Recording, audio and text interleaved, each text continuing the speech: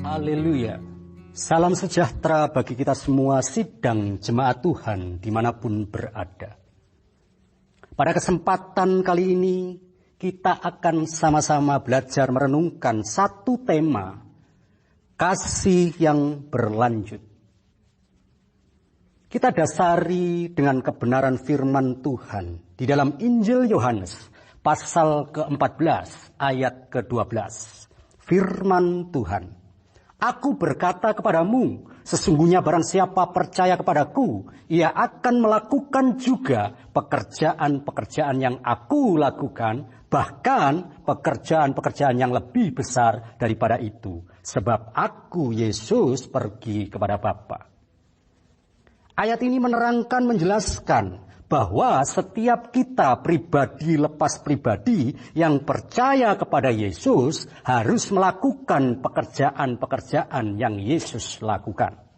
Sehingga apa yang kita lakukan setiap hari wujudnya adalah kasih yang melanjutkan kasihnya Yesus. Kita kaitkan dengan satu peristiwa kenaikan Yesus Kristus di dalam Injil Lukas pasal ke-24 ayat ke-50 sampai 53. Satu perikop ini menerangkan, menjelaskan tentang kebangkitan Yesus itu nyata menghadirkan perubahan dalam diri para murid-murid. Yang dahulu mereka kebingungan dan tak berdaya karena kematian Yesus. Tetapi setelah Yesus bangkit, dalam hati murid-murid tidaklah ada lagi tempat bagi keraguan dan ketakutan. Pengharapan yang semula putus asa, pupus dan tanpa kepastian, ini kemudian terbit kembali dengan semangat yang baru. Peristiwa setelah 40 hari yang telah berlalu, saat Yesus setelah menampakkan dirinya, di dalam Kisah Para Rasul, pasal yang pertama ayat yang ketiga. Firman Tuhan. Kepada mereka ia menunjukkan dirinya setelah penderitaannya selesai. Dan dengan banyak tanda ia membuktikan bahwa ia hidup. Sebab selama 40 hari ia berulang-ulang menampakkan diri dan berbicara kepada mereka tentang kerajaan Allah. Ayat tersebut memberikan bukti-bukti tentang kebangkitan Yesus Kristus. Yang dengan setia mengajar para murid-murid serta memberikan perintah-perintahnya karena wujud kasihnya. Mari sejenak kita merenungkan seperti apa peristiwa kenaikan Yesus Kristus ini. Di dalam Injil Lukas pasal yang ke-24 ayat ke-50 sampai 53. Ayat ke-50. Lalu Yesus membawa mereka keluar kota sampai dekat Betania. Di situ ia mengangkat tangannya dan memberkati mereka. Ketika Yesus mengangkat tangannya, para murid-murid yang saat itu ada bersama-sama dengan Yesus, pasti spontan mereka mengangkat tangannya juga. Sebagai respon yang baik, selayaknya seperti sama ketika Bapak Gembala kita mengangkat tangannya, mengucapkan doa berkat, memberkati sidang jemaat Tuhan. Tuhan Yesus pun memberkati mereka, memberkati setiap kita. Itu adalah berkat-berkat yang merupakan jaminan perlindungan, penyertaan, dan pimpinannya atas kehidupan mereka dan kehidupan setiap kita. Ayat ke-51. Dan ketika ia sedang memberkati mereka, ia berpisah dari mereka dan terangkat ke surga. Dalam ayat ini, dia Yesus terangkat ke surga. Mungkin para murid-murid merasa takjub dan heran. Tetapi mereka tahu bahwa Yesus pasti mengenapi janjinya untuk mengirimkan Roh Kudus pada mereka. Injil Yohanes pasal ke-14 ayat 16 dan ayat 26. Parakletos atau Roh Kudus yang akan menjadi penghibur dan penolong mereka, yang akan memampukan mereka menyebarkan kabar baik juga untuk setiap kita lewat pengampunan, doa, dan pelayanan kasih kita. Ayat 52. Mereka sujud menyembah kepadanya. Lalu mereka pulang ke Yerusalem dengan sangat bersukacita.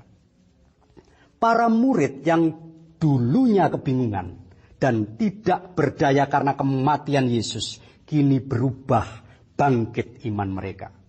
Mereka yang sebelumnya sangat sedih karena ditinggal mati oleh Yesus, kini mereka meresponi kenaikan Yesus dengan menyembah Dia. Kini mereka tahu benar bahwa Yesus adalah Tuhan, Anak Allah yang layak menerima puji dan sembah. Dengan penuh sukacita, kita pun selayaknya menyembahnya, memujinya dengan sorak-sorai. Ayat 53. Mereka senantiasa berada di bait Allah dan memuliakan Allah. Dalam beberapa hari sebelumnya, murid-murid gemetar ketakutan di balik pintu yang terkunci, bersembunyi dari para pemimpin agama Yahudi yang menyalibkan guru mereka. Kini mereka, para murid-murid selalu berada di bait suci, di markas besar Yudaisme. Mereka telah dengan berani menyatakan diri mereka sebagai pengikut Yesus Kristus. Mereka tidak lagi menyembunyikan iman dan kasih mereka kepada Yesus. Walaupun, sekalipun, setiap kita di hari-hari ini belum bisa memakai gedung gereja kita untuk beribadah, memuji, menyembah, berfellowship bersama-sama seperti sebelumnya. Karena keadaan dan peraturan-peraturan dan sebagainya. Ingat, Tuhan tidak dibatasi oleh ruang dan waktu. Tetaplah beribadah, bersekutulah dengan keluarga, biarpun di rumah masing-masing. Tetap kita harus melanjutkan kasih kita, baik kepada sesama, apalagi kepada Tuhan. Namun bukan berarti pelayanan Yesus berhenti begitu saja. Untuk kita dapat melanjutkan kasih Yesus, kita memerlukan kuasa supaya kita dapat melakukan pekerjaan. Di dalam Kisah Para Rasul pasal yang pertama ayat ke-8. Inilah janji Yesus. Kita akan diberi kuasa, firman Tuhan. Tetapi kamu akan menerima kuasa kalau Roh Kudus turun ke atas kamu. Dan kamu akan menjadi saksiku di Yerusalem, di seluruh Yudea dan Samaria dan sampai ke ujung bumi. Ada satu respon kita yang harus kita responi, yang menjadi keyakinan, kepercayaan, dan iman kita. Di dalam Injil Markus, pasal ke-16, ayat 16 sampai 18. Ayat 16, siapa yang percaya dan dibaptis akan diselamatkan, tetapi siapa yang tidak percaya akan dihukum.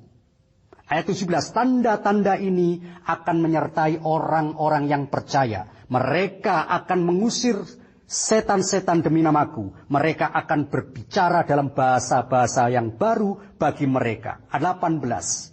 Mereka akan memegang ular, dan sekalipun mereka minum racun maut, mereka tidak akan mendapat celaka. Mereka akan meletakkan tangannya atas orang sakit, dan orang itu akan sembuh. Setiap pribadi lepas pribadi, wajib dan harus dibaptis.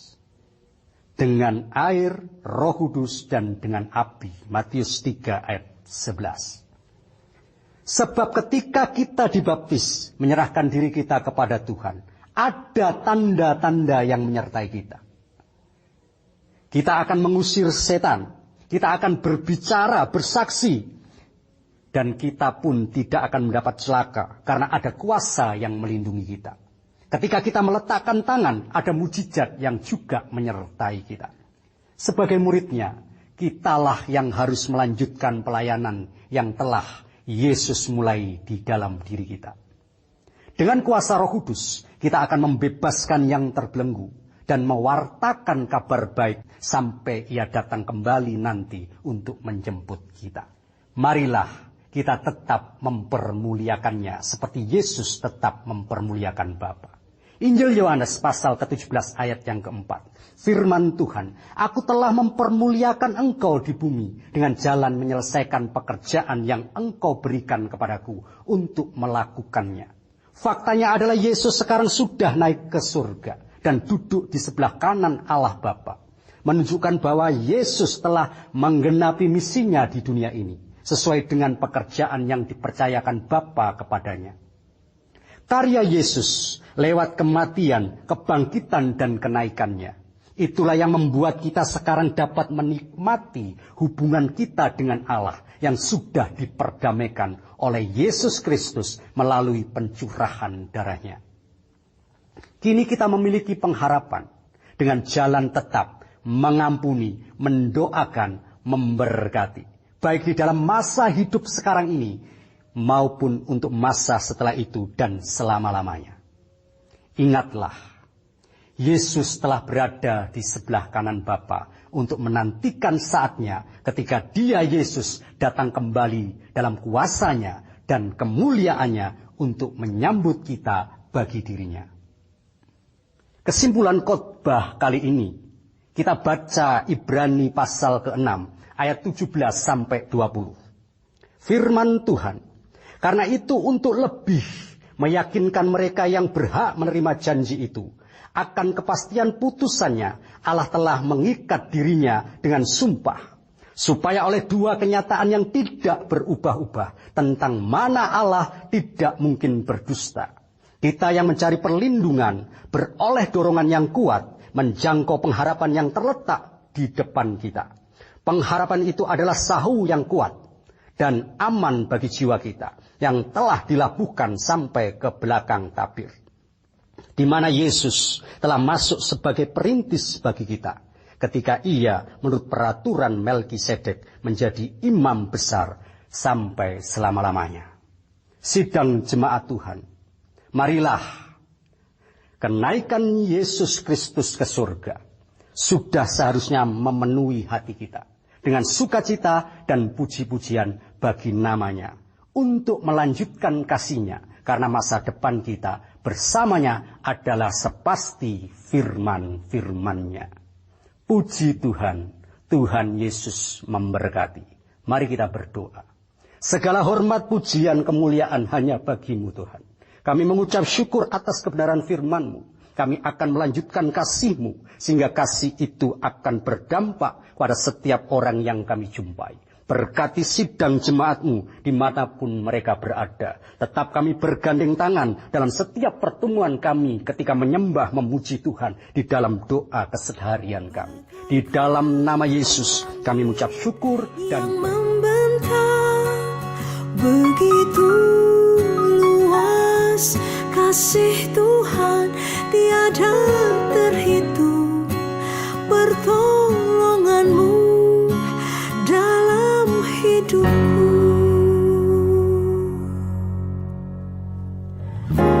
Bagaikan dalamnya samudra, begitu dalam kasih Tuhan tiada terhitung. Kesetiaan-Mu tiada terhitung, pertolongan-Mu tiada terhitung. Kesetiaan-Mu dalam hidupku.